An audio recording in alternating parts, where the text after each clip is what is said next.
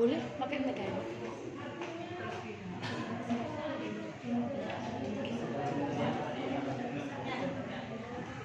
Mau tengah lagi.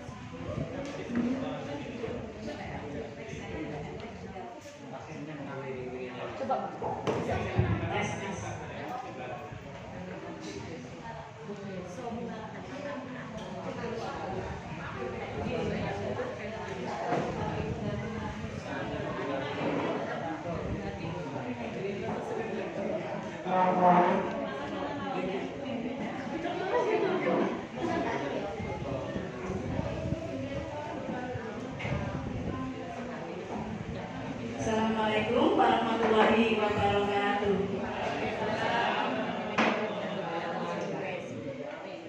Bapak Ibu yang saya hormati, terima kasih atas kesempatan yang diberikan kepada saya pada siang hari ini untuk menyampaikan sedikit ilmu yang saya dapatkan dari pendidikan guru penggerak, yaitu tentang budaya positif.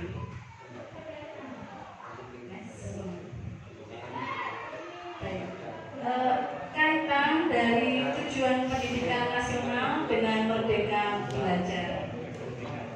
Semangat Merdeka Belajar yang sedang dicanangkan oleh pemerintah saat ini sesuai dengan tujuan pendidikan nasional kita yang telah dinyatakan dalam Undang-Undang Republik Indonesia Nomor 20 Tahun 2003, di mana pendidikan diselenggarakan agar setiap individu menjadi manusia yang beriman dan bertakwa kepada Tuhan Yang Maha Esa, berakhlak mulia, sehat, berilmu, cakap, kreativitas, mandiri, dan menjadi warga negara yang demokratis dan bertanggung jawab. Kedua, semangat inilah yang kemudian memunculkan sebuah pedoman.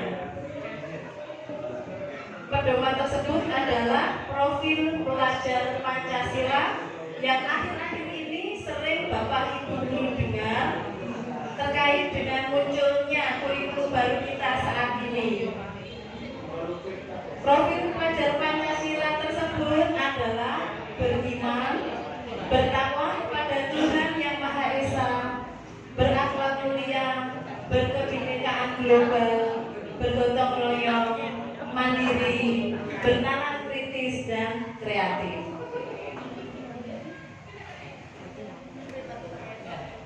Sehubungan dengan tugas kita di lembaga, bahwa kita adalah seorang pengajar, kita seyogyanya memahami karakteristik anak didik kita.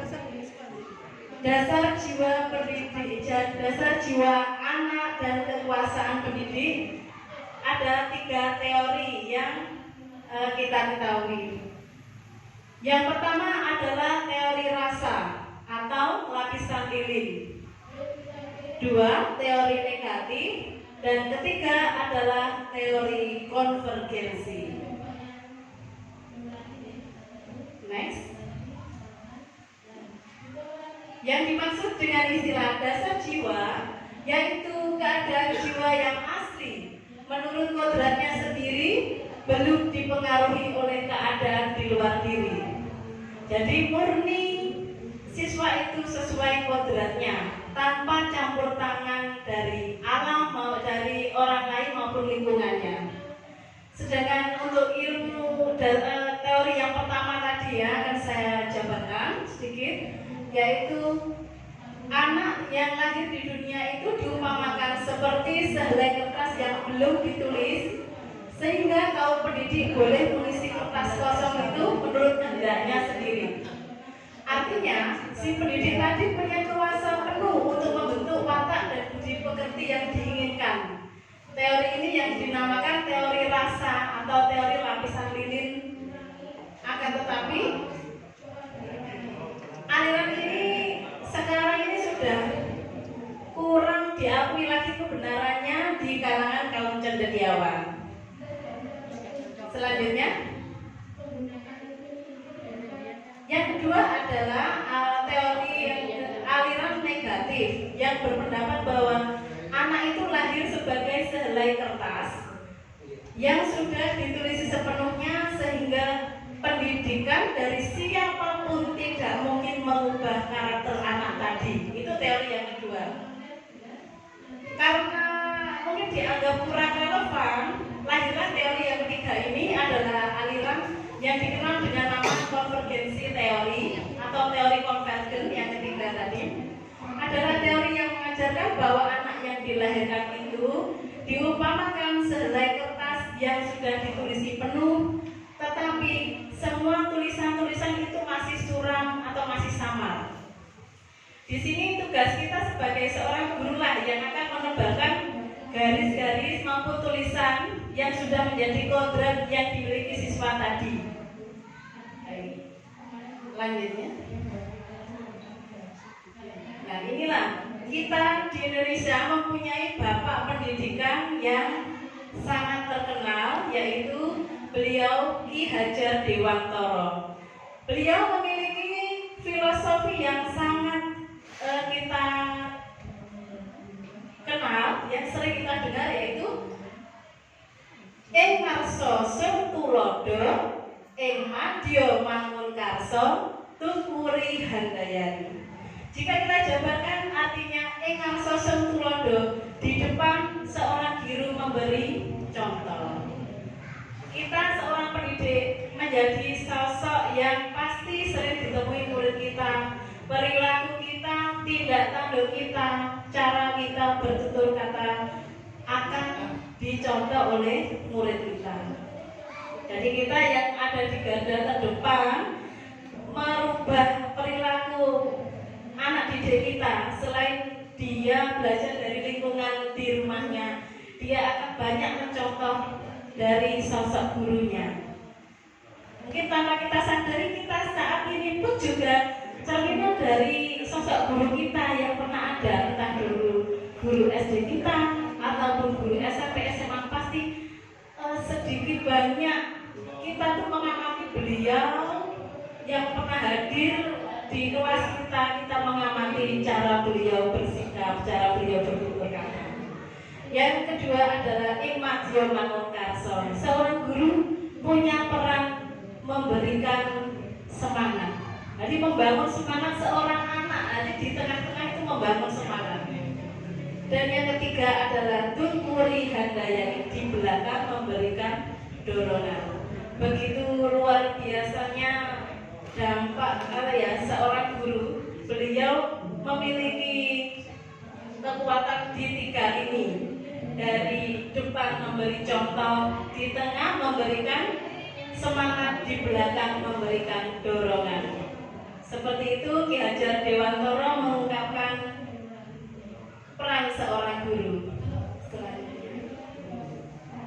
Menurut Ki Hajar Dewantara, pendidikan itu bertujuan untuk menuntun segala kodrat yang ada pada anak-anak, agar mereka dapat mencapai keselamatan dan kebahagiaan setinggi-tingginya. Pendidik hanya dapat menuntun tumbuh atau hidupnya kekuatan kodrat yang ada pada anak-anak, memperbaiki lakunya hidup. Jadi bukan menuliskan sebuah karakter atau memburatkan karakter anak, tapi kita hanya memperbaiki laku hidup anak tersebut. Jadi dia sudah punya takdir yang Allah berikan kepada si anak. Guru hanya menebalkan takdir itu, menggiring anak itu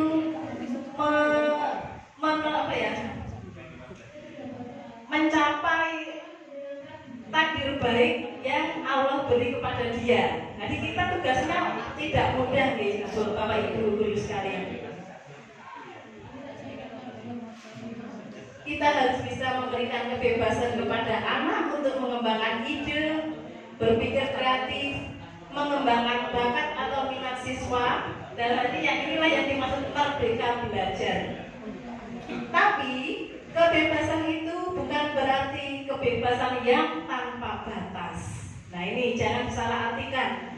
Merdeka belajar artinya tetap guru itu memberikan tuntunan dan arahan kepada seorang murid agar anak tidak kehilangan arah dan membahayakan dirinya dalam belajar. Selanjutnya, pendidikan dan pengajaran itu saling terkait dan tak terpisahkan karena pengajaran merupakan bagian dari pendidikan. Berikut salah satu dasar-dasar pendidikan menurut Ki Hajar Dewantoro. 2. Pengajaran itu tidak lain adalah pendidikan dengan cara memberi ilmu atau berfaedah untuk hidup anak-anak baik lahir maupun batin.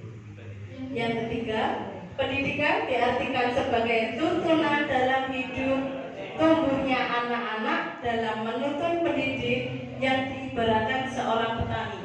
Itu maksudnya begini, Bapak Ibu, bahwa seorang guru dikatakan sebagai petani dan murid itu adalah tanamannya. Mereka sudah punya kontrak dari Tuhan, dia menjadi tanaman apa. Tugas kita seorang guru adalah merawat mereka, menanam, menyiram, memupuk agar mereka tumbuh subur. Sedangkan kontrak dimaksud adalah seorang siswa tadi diibaratkan tanaman yang sudah dia diciptakan kodratnya menjadi padi. Walau dirawat sebaik apapun oleh seorang petani, dia tidak akan mengeluarkan buah jagung. Begitu pula ketika dia ditakdirkan menjadi jagung, tanaman jagung tidak akan mengeluarkan buah padi. Nah itu maksudnya kodratnya seperti itu. Jadi dia kodratnya jagung ya biar dia mengeluarkan buah jagung terbaik untuk bisa dimanfaatkan. Begitu pula jika dia ditakdirkan menjadi padi, supaya dia menjadi tanaman padi yang menghasilkan padi yang terbaik untuk bisa bermanfaat. Selanjutnya, inilah tugas kita mendidik anak-anak, yaitu sesuai kodrat alam dan kodrat zamannya.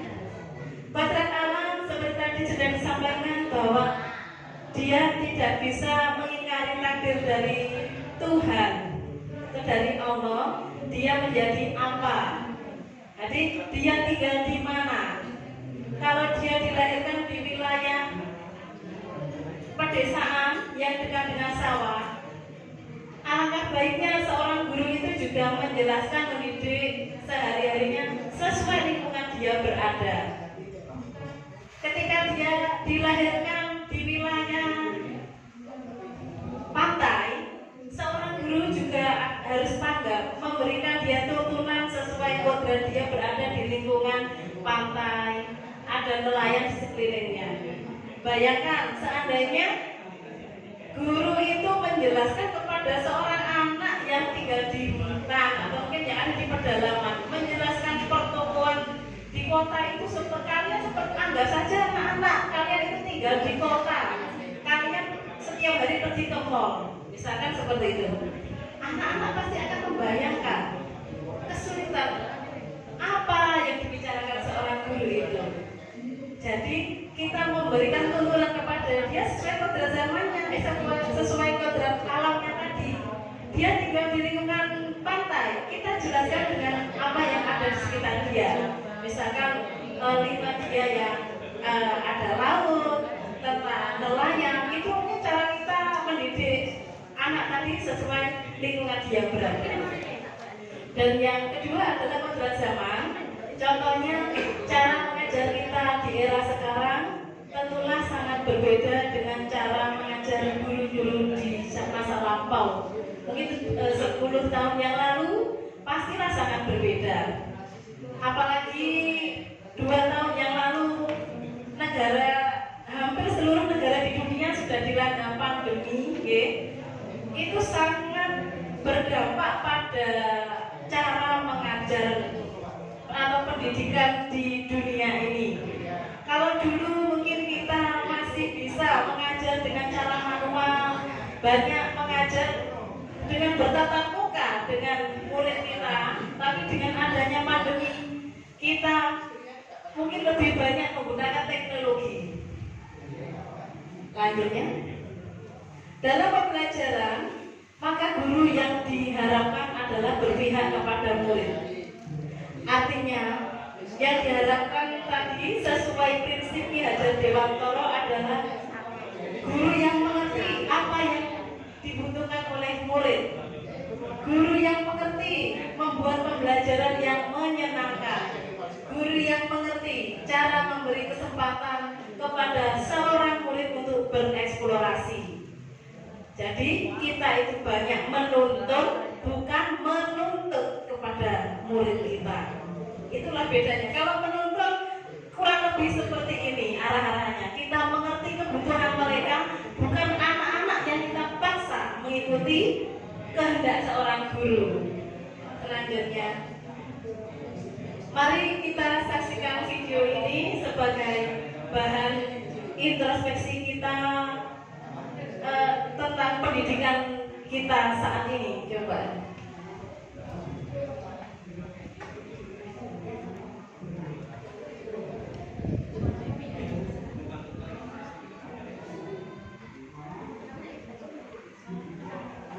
Antar nama. Ini videonya berbahasa Inggris. Mungkin bisa Bapak Ibu bisa lebih fokus ke terjemahannya. Itu intinya ada di situ, gitu. Ini saya coba dulu untuk memperdengarkan suaranya.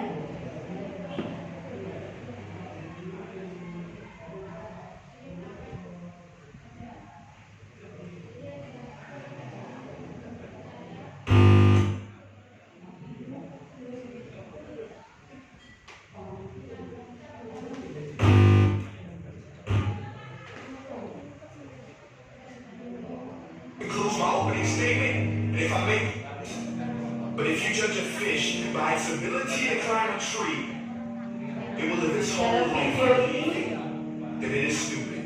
Ada sebuah kebijakan tentang Today on trial we have modern day school. seorang pendidik yang dianggap melanggar Let's make fish kode climb. etik dalam dunia Also pendidikan. makes them climb down and do a 10-mile run. Tell me, school, are you Jadi proud of pendidikan teachers? saat ini diibaratkan seperti With your robots, ikan, anak-anak diibaratkan seperti ikan yang dipaksa memakai. Swimming upstream in class, never finding their gifts, thinking they are stupid, believing they are useless. Well, the time has come, no more excuses. I call school to the stand and accuse him of killing creativity, individuality, and being intellectually abusive. He's an ancient institution that has outlived his usage. So, Your Honor, this concludes my opening statement, and if I may present the evidence of my case, I will prove it. Proceed. Exhibit A. Here's a modern day phone. Recognize it? Here's a phone from 150 years ago. Big difference, right? Stay with me. Here's a car from today, and here's a car from 150 years ago. Big difference, right? Well, get this. Here's a classroom of today, and here's a class we used 150 years ago. Now, ain't that a shame? In literally more than a century, nothing has changed. Yet you claim to prepare students for the future? But with evidence like that, I must ask, do you prepare students for the future or the past? I did a background check on you, and let the records show that you were made to train people to work in factories, which explains why you put students in straight rows, nice and neat, tell them sit still, raise your hand if you want to speak, give them a short break to eat, and for 8 hours a day, tell them what to think. Oh, and make them compete to get an A. A letter which determines product quality, hence grade A of meat. I get it. Back then, times were different. We all have a past. I'm not selfish, but today we don't need to make robot zombies. The world has progressed, and now we need people who think creative, innovative,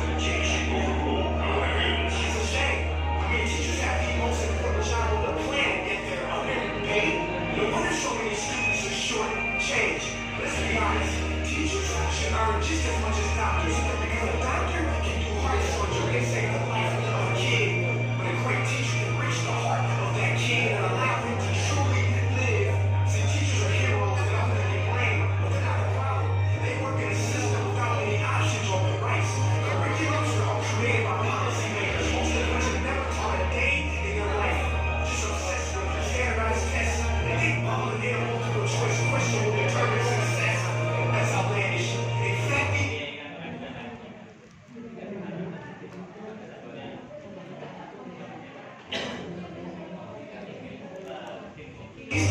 bagaimana? Tadi sudah diamati videonya Bapak Ibu? Sudah. Mari kita sharing sedikit tentang isi video yang sudah jenengan amati tadi. Kira-kira apa pesan yang bisa jenengan ambil dari video yang sudah ditayangkan tadi? Silakan. Oke, Bapak, monggo Pak Nurali. Oke, betul sekali. Ada lagi Pak? Silakan, mungkin ada Bapak Ibu guru yang lain yang ingin memberikan tanggapan atau menambahkan tadi dari video yang sudah ditayangkan tadi. Ini adalah sebuah tadi kegiatan persidangan yang dianggap terdakwanya adalah malpraktek dalam dunia pendidikan, di mana realitas saat ini yang dianggap berjasa adalah kata seorang dokter. Pemerintah rela menggaji mahal kepada seorang dokter karena dianggap mampu menyelamatkan nyawa seorang anak, nyawa manusia, karena mungkin berhasil mengoperasi jantung sehingga nyawanya bisa selamat. Akan tetapi peran guru dianggap kurang. Pendidikan di zaman dahulu dengan yang saat ini tidak jauh berbeda. Bayangkan dengan tadi ya, perkembangan mobil saja yang dulu seperti becak, saat ini sudah seperti itu canggihnya. Handphone yang dulu sangat kuno, saat ini begitu luar biasa canggihnya. Bagaimana pendidikan di tempat kita di Indonesia saja? Bagaimana pendidikan yang sudah kita lalui? Apakah kita sudah berkembang semakin canggih? Pendidikan di kelas kita tadi ya, ada orang terbengak, wow, seperti itu. Tidak ada bedanya pendidikan zaman dulu dengan yang sekarang. Anak-anak tetap terpenjara di dalam kelas, disuruh duduk yang rapi, disuruh angkat tangan. Seperti itulah anak-anak didik kita dipenjarakan oleh guru-guru dari zaman dulu hingga sekarang. Dalam persidangan tadi disampaikan bahwa anak harus kita beri kebebasan untuk bereksplorasi, bahwa seorang anak punya keunikan tersendiri. Seorang anak tadi disampaikan menurut Albert Einstein, anak itu semuanya cerdas. Tidak ada anak yang bodoh. Mereka punya bakat di bidang masing-masing. Bahkan Albert Einstein pun juga pernah dikeluarkan dari sekolah, padahal beliau adalah sosok yang jenius. Tapi sekolah menganggap dia tidak berkompeten. Sehingga yang bisa kita ambil simpulan dari situ adalah paradigma pendidikan kita mungkin sekarang sudah mulai diarahkan ke perubahan dengan kurikulum yang ada ini. Jika Bapak Ibu menganggap bahwa durasi yang panjang di sekolah, siswa yang diteter dengan materi-materi, dijejali dengan materi dari pagi sampai sore itu adalah yang terbaik. Mari kita kaji ulang. Sudah betulkah yang kita laksanakan pada murid-murid kita? Kita mungkin memberikan materi matematika, IPA, kita jejali mereka dengan materi-materi yang mereka sendiri mungkin sudah penuh rasanya di otak.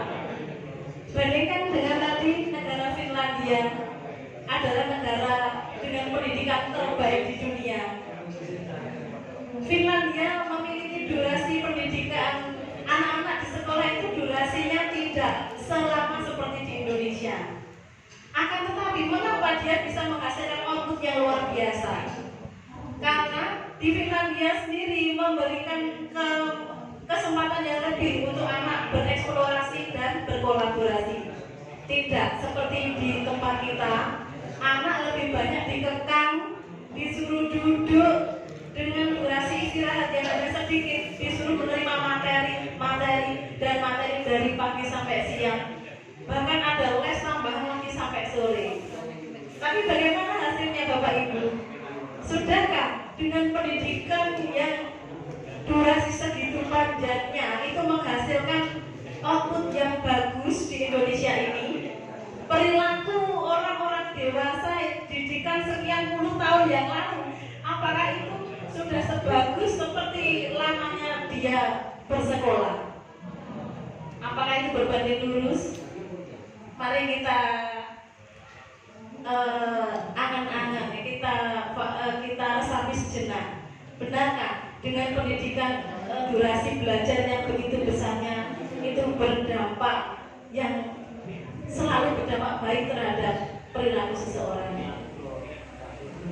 Justru nilai-nilai karakter itu yang kurang terbangun karena banyaknya materi yang dijejalkan kepada murid-murid kita tadi.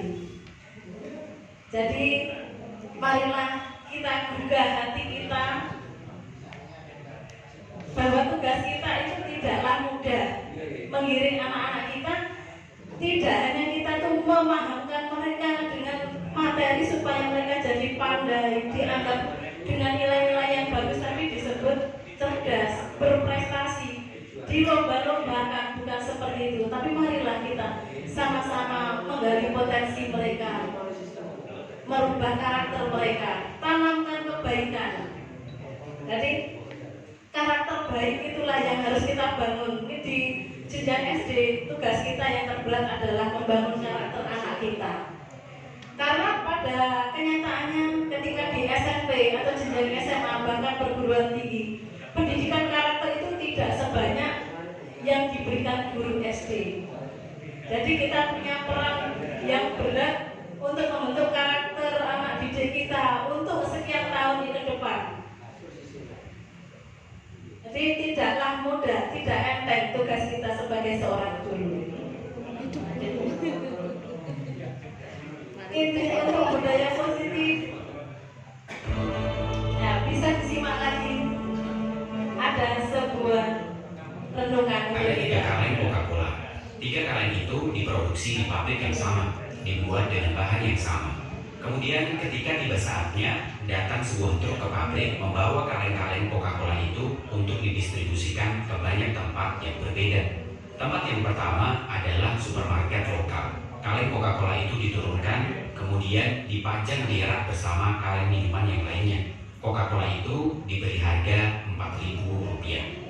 Tempat distribusi yang kedua adalah pusat perbelanjaan besar. Di sana Coca-Cola diturunkan.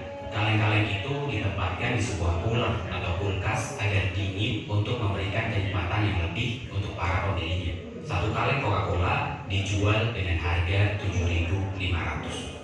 Kemudian pemberhentian yang terakhir adalah hotel bintang 5. Kaleng-kaleng Coca-Cola itu diturunkan.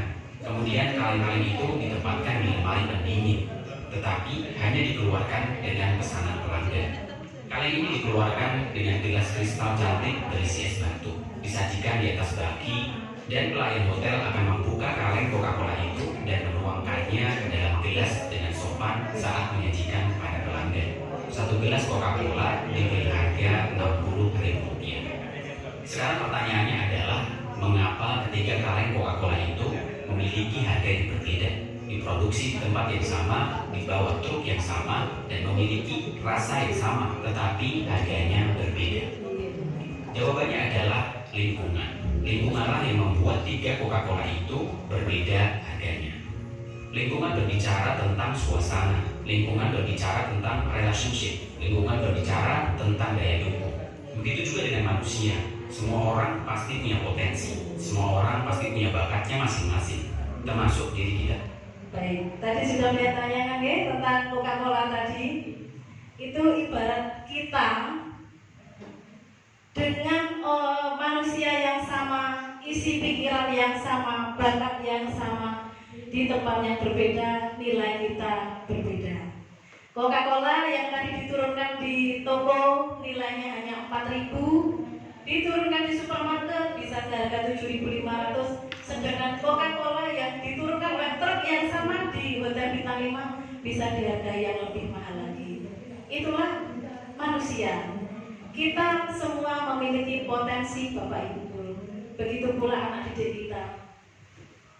dengan kemampuan yang sama jika ditempatkan yang berbeda, maka hasilnya pun juga berbeda. Baik, sekilas saya tadi ingin menyampaikan tentang budaya positif merupakan perwujudan dari nilai-nilai atau keyakinan universal yang diterapkan di sekolah. Setiap sekolah hendaknya mampu menciptakan budaya positif di lingkungannya.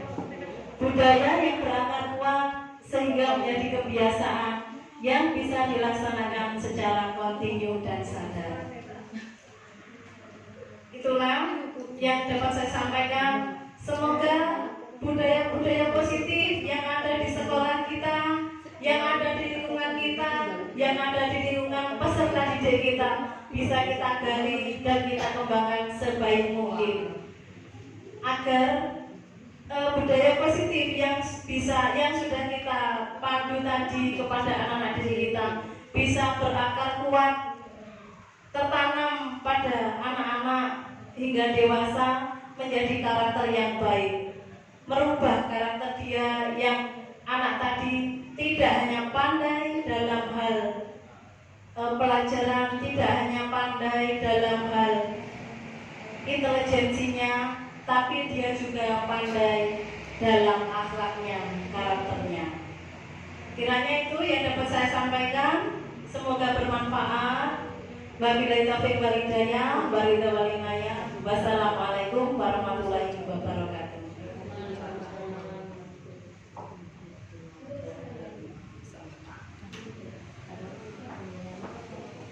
Itu selanjutnya saya serahkan kembali kepada